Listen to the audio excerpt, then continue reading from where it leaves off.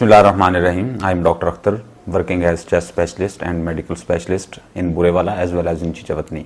आज हम बात करेंगे इस टॉपिक पे कि दमा के मरीजों में मुस्तकिल खांसी या सांस का मसला क्यों होता है। इसकी तकरीबन 5 बहुत कॉमन वजूहात हैं, कुछ और भी हैं लेकिन इसमें से 5 जो है वो कॉमन वजूहात हैं। वो कौन सी हैं मैं इस पे डिस्कस करूंगा। नंबर 1, अलामतों की मिसअंडरस्टैंडिंग। ये क्या होता है? इसमें होता है ये है कि जो दमा या जो एज़मा या सिगरेट नोशी का दमा जिसको COPD भी कहते हैं, इसमें आमतौर पर सांस का मसला होता है, खांसी का मसला होता है, सीने में दर्द होता है। ये इसकी हम कहते हैं कि प्राइमरी सिम्टम्स हैं या बुनियादी सिम्टम्स हैं या अलामतें हैं। लेकिन इनकी वजह से जो आपके पट्टे हैं, जब आपको सांस का मसला हो रहा है या खांसी होती है तो उसकी वजह से जो गर्दन के पट्टे हैं, जो आपके शोल्डर्स हैं और जो पेट के पट्टे हैं वो दर्द होना शुरू हो जाते हैं। तो अब इसमें होता क्या है कि इसमें जो मरीज है वो अपनी बुनियादी या प्राइमरी अलामत को भूल जाता है और वो इन जो सेकेंडरी अलामतें हैं उनको डॉक्टर को बयान करता है। फॉर एग्जाम्पल वो बात करेगा पेट में दर्द होता है, वो बात करेगा कि मेरे पट्टे जो हैं वो दर्द होते हैं और वो कमजोरी की बात करेगा, जबकि वो जो बुनियादी उसकी इलामत है उसको छोड़ देता है, जिसकी वजह से उसकी बीमारी जो है वो पेचीदा हो जाती है। और कोई भी जनरल प्रैक्टिशनर उसके सिर्फ कमजोरी को या उसके पेन को पेन किलर से ठीक करता है, हालांकि उसकी जो बुनियादी बीमारी है वो वक्त के साथ बढ़ रही होती है और वो पेचीदा हो जाती है। तो एक तो ये इसका मसला है नंबर 1 कि मिसअंडरस्टैंडिंग जो है वो इलामात की होती है। नंबर 2, हल्की बीमारी में या बीमारी के बिल्कुल शुरुआत में उसका इलाज ना करना। ये दूसरी बड़ी वजह है जो दमा के मरीज हैं उनमें जो मुश्किल सांस या खांसी का मसला होता है। इसकी क्या वजह है? इसकी वजह यह है कि एक बात याद रखें, जो एज़मा या जिसको हम दमा कहते हैं या जिनको एलर्जी होती है नाक की या सांस की एलर्जी होती है, उनमें कभी कभी मसला होता है। आप ऐसे समझें कि जो ये बीमारी होती है इसकी पहचान ये है कि ये कभी कभी होती है। कैसे होती है मैं थोड़ा सा आपको समझाता हूं। ये होती है एलर्जन्स या ट्रिगर्स या एलर्जी से एसोसिएटेड, यानी जब कोई एलर्जी वाली चीज आएगी, मिसाल के तौर पर मिट्टी, धुआं, ठंडी हवा, सर्दी का मौसम, या अगर आप एसी में बैठे हैं या गाड़ी में एसी में बैठे हैं या पोलन्स का मौसम आया है, तो जब वो कोई चीज आएगी तो आपको मसला होगा या तो नहीं होगा। अब उसमें जो वक्फा है वो 1 मंथ का भी हो सकता है, वो 8 दिनों का भी हो सकता है, वो 6 माह का भी हो सकता है, वो 4 माह का भी हो सकता है। तो अब इसमें इंपॉर्टेंट बात यह है कि जो कभी कभी मसला का होना, यही तो एज़मा या दमा है। जो हमारे एक मिसअंडरस्टैंडिंग पाई जाती है वो ये होती है कि जिस बंदे को मुश्किल सांस का मसला चल रहा हो तो उसको लोग कहते हैं कि उसको दमा है, और ये जो कभी कभी प्रॉब्लम हो रहा होता है इसको वो कहते हैं जी ये दमा नहीं है, वैसे एक इन्फेक्शन आमतौर पर लोग कहते हैं। तो ये बहुत बड़ी मिसअंडरस्टैंडिंग है जिसकी वजह से 2 नुकसान होते हैं। एक तो इन्फेक्शन के नाम पे लोग एंटीबायोटिक्स खाते हैं जो कि बिल्कुल गैर जरूरी हैं और एज़मा में एंटीबायोटिक्स की कोई जरूरत नहीं होती। नंबर 2, उनकी जो प्राइमरी बीमारी है वो वक्त के साथ बढ़ रही होती है और वो डेफिनेटली बाद में पेचीदा हो जाती है। तो ये इसका दूसरा मसला था। अब जो तीसरा मसला है वो ये है दमा दम से है।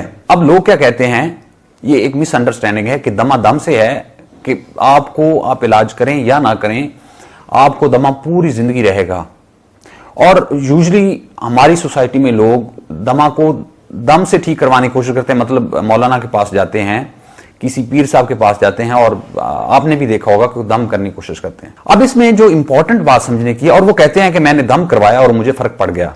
जैसा कि मैंने पहले एक्सप्लेन किया, जो एज़मा या दमा होता है इसमें कभी कभी मसला होता है। अब उसमें हुआ क्या, फॉर एग्जाम्पल आपको कोई ट्रिगर आया या कोई एलर्जन आया और उसने आपको प्रॉब्लम किया, आपको सांस का मसला हुआ या खांसी हुई, उसके बाद आप किसी पीर साहब के पास गए या मौलाना साहब के पास गए, उन्होंने आपको दम किया। अब उसमें जो इंपॉर्टेंट प्राइमरी बात है वो ये है कि आपका वो जो दरमियान में एक एपिसोड ठीक होने वाला था वो आ गया, लेकिन तब आपने दम करवा लिया। तो अब बेसिकली ये एक डिजीज की एक नेचुरल प्रोसेस है कि उसने सेंटर में ठीक होना था। पहले आपने दम करवाया तो आपने ये कहा कि मुझे दम करने से ठीक हुआ। तो ये एक मिसअंडरस्टैंडिंग होती है जिसकी वजह से आपकी डिजीज इन प्रोग्रेस रहती है और बाद में आपका जो केस है वो कॉम्प्लिकेटेड या पेचीदा हो जाता है। तो ये इसकी तीसरी वजूहात थी। चौथी इसकी वजह जो है वो ये है कि दमा को हकीम की पुड़ियों से बेहतर करने की कोशिश की जाती है। अब इसमें जो इंपॉर्टेंट बात है वो ये है कि जो हकीम हजरात हैं वो स्टीराइड्स को या बेटनीसोल को पुड़ी में पीस के दे देते हैं।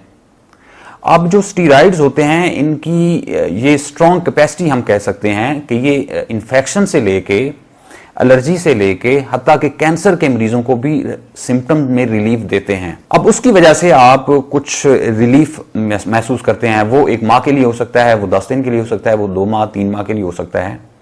अब उसमें आपकी अलामतें तो ठीक हो गई हैं, लेकिन आपकी जो बीमारी है अंदर वो बढ़ रही होती है। तो इसकी वजह से भी आपकी जो बीमारी है वो पेचीदा हो जाती है कि आप समझ रहे होते हैं कि आपकी डिजीज ठीक हो गई है, हालांकि वो जो सिम्टम्स या अलामात हैं उनको मास्क या दबा देती है वो जो स्टीरॉइड्स होते हैं, और आपकी जो बीमारी है वो वक्त के साथ बढ़ रही होती है। तो ये चौथी वजह थी इसकी। पांचवी वजह क्या है? दमा का जो मरीज है वो क्वैक से या डिस्पेंसर से इंजेक्शंस डेक्सा या कैनाकॉर्ड के जरिए से उसको ठीक करने की कोशिश करता है। अब इसमें भी वही प्रॉब्लम होता है कि जब आप इंजेक्शन लगवाते हैं तो उसकी वजह से आपकी जो अलामतें हैं, खांसी है या सांस है या जुकाम है, वो 1 माह के लिए 2 माह के लिए आप बेहतर हो जाते हैं। अब उसमें भी मेन जो प्रॉब्लम है, जो उसका मेन थीम है वो यही है कि अलामतें तो ठीक हो जाती हैं लेकिन डिजीज इन प्रोग्रेस रहती है जो अंदर है, और वो डिजीज बाद में एक पेचीदगी की शक्ल में आपके सामने जाहिर हो जाती है। तो अब ये तो इसकी कुछ वजूहात थी जो आपका एज़मा कॉम्प्लिकेट होना। अब इसका हल क्या है? हल इसके मैं तरतीब वाइज हल बताऊंगा। नंबर 1 हल ये है कि फौरन आप चेस्ट स्पेशलिस्ट को दिखाएं।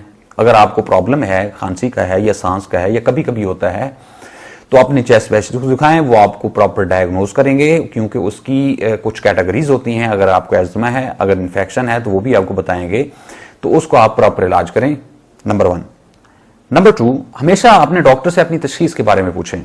यह बड़ी इंपॉर्टेंट बात है, क्योंकि अगर आपको डॉक्टर को पता होगा और आपको पता होगा तशखीस के बारे में, तो आप उसका प्रॉपर इलाज कर सकेंगे। कभी भी अंदाजों से इलाज ना करवाएं। तो उसके लिए आमतौर पर टेस्ट की शक्ल में उसकी एविडेंस लें, क्योंकि अंदाजे से कुछ हमारी बीमारियां हैं जिनको हम क्लिनिकली उनको डायग्नोज करते हैं, लेकिन आमतौर पर कोई ना कोई उसकी टेस्ट की शक्ल में एविडेंस हुआ करती है। तो आप टेस्ट की शक्ल में उसकी एविडेंस लाजमी लें। और एज़मा की शक्ल में एक टेस्ट होता है जिसको हम कहते हैं स्पायरोमीट्री या लंग फंक्शन टेस्ट। ये पूरी दुनिया में किया जाता है, और एज़मा की इसकी शक्ल में जो है ना वो आप एविडेंस ले सकते हैं। नंबर 4, इसका हल ये है कि आप जो भी आपको मेडिसिन दी जाए आप उसका प्रॉपर इस्तेमाल करें। अब होता यह है कि बहुत सारे जो मरीज हैं वो मेडिसिन लेते हैं, जब उनको कुछ अलामतें बेहतर हो जाती हैं वो मेडिसिन छोड़ देते हैं। 5-7 माह के बाद जब दोबारा फिर मसला होता है, फिर 2-4 दिन के लिए मेडिसिन लेते हैं, फिर छोड़ देते हैं।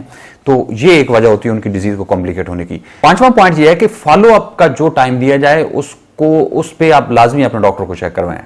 अब ये बड़ी इंपॉर्टेंट बात है कि एज़मा जो है इसके लिए फॉलो अप की ज़रूरत हुआ करती है। इसमें हम डिजीज़ की मॉनिटरिंग करते हैं, डिजीज़ को देखते हैं, और वक्त के साथ स्पायरोमीट्री के साथ मॉनिटरिंग करते हैं।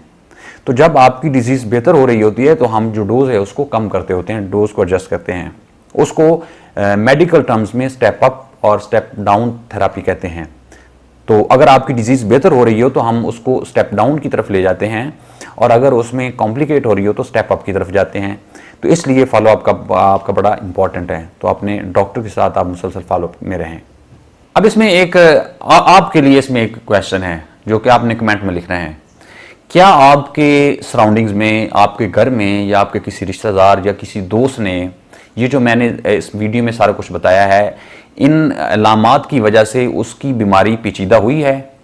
अगर हुई है और वो कौन सी अलामात थी, उनको आप प्लीज़ कमेंट्स में लिखिए ताकि बाकी लोगों को इससे फ़ायदा दिया जा सके।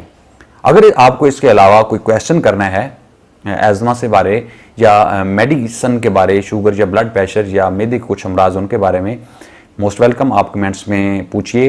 इंशाल्लाह हम आपको वीडियो की शक्ल में उसका रिप्लाई करने की कोशिश करेंगे। अल्लाह ताला आपका और आपके घर वालों का हामी नासर हो। अल्लाह।